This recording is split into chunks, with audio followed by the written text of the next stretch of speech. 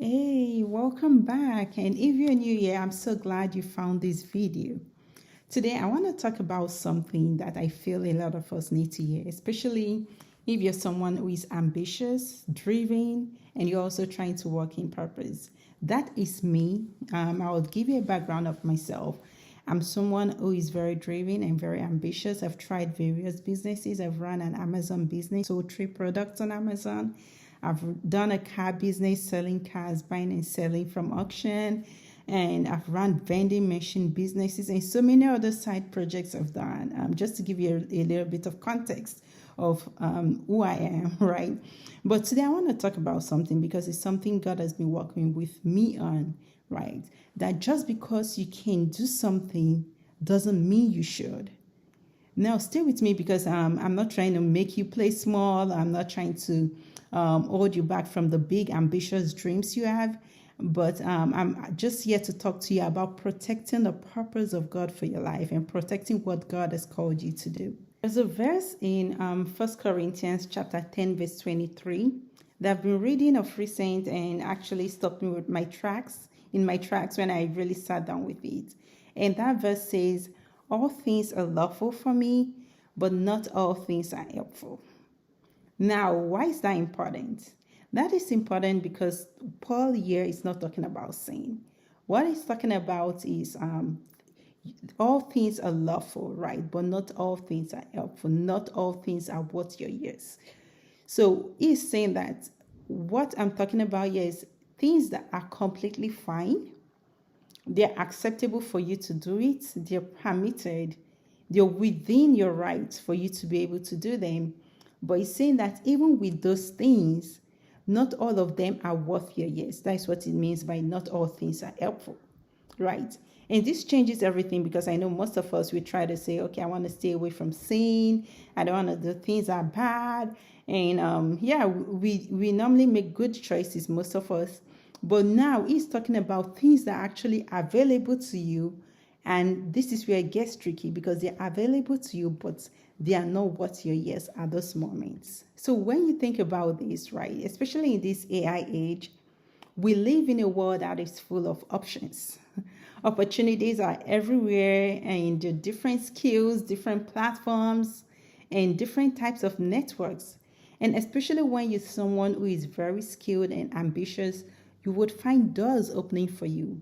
And I don't know about you, but mostly how most people, I would say, look through those doors. They look at it, oh, can I walk through this? Is this legal? Is it ethical? Does it make sense on paper? Would it pay me? And they'll say, oh, yeah, everything sounds good. So great, let's go. But purpose-driven people, of which I trust you would be and of which I am trying to be also, what the question we ask is a little bit different. The question we ask is, it's not can I, but should I? Is this actually for me? Is this the right time for me to do this? And what I've learned with time is that not every open door is your door, right? Some doors are actually just tests. Some doors are actually distractions dressed up as opportunities. And some doors are for someone else, and you're just walking through them. And that doesn't mean you sinned or anything. You're just in the wrong room because you walked through the wrong door.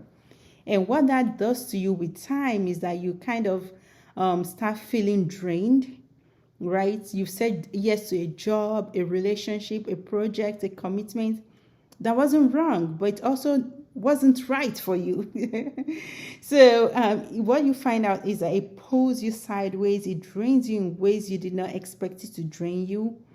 And this is what happens when we say yes to lawful things which were not meant for us. To bring everything together, I just want to encourage you, right? Purpose requires focus. And focus isn't about what you say yes to. Focus is actually about what you're willing to say no to. Some of us and me, I've been there, we find ourselves scattered, not because we're doing bad things, but because we're doing so many good things that aren't our things.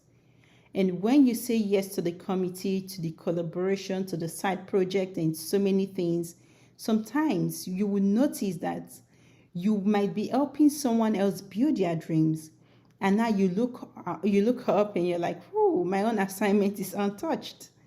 Lawful again. I'm saying this over and over. Lawful, yes. Helpful, no. And I had someone saying this, and it actually stuck with me. It's like you can do anything, but you cannot do everything. Our time is finite, and there's so much we cannot do, right? Purpose forces you to choose, and the people who are most effective, the people who are most impactful and most fruitful, are not the ones who are doing the most things. They are the ones who are doing the right things consistently over time. I want to give you three quick questions to ask yourself before you say yes to anything. Number one, does this align with where God is taking me to? Not where I've been, not where other people think I should go, but actually where God is leading me to in this season. How does this align with that purpose of God? Number two, what am I saying no to if I say yes to this?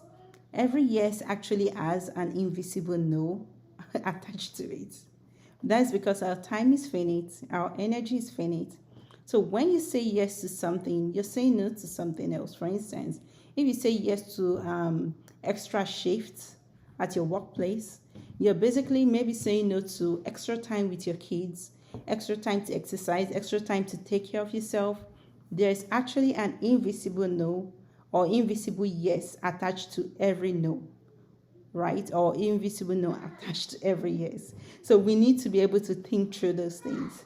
And the third one is, does this actually build me up or does it just keep me busy? This is very important because busy does not mean growth. There's a difference between growth and activity.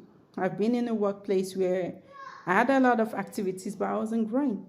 And I had to think through it and make strategic moves to be able to get into a place where I would be growing.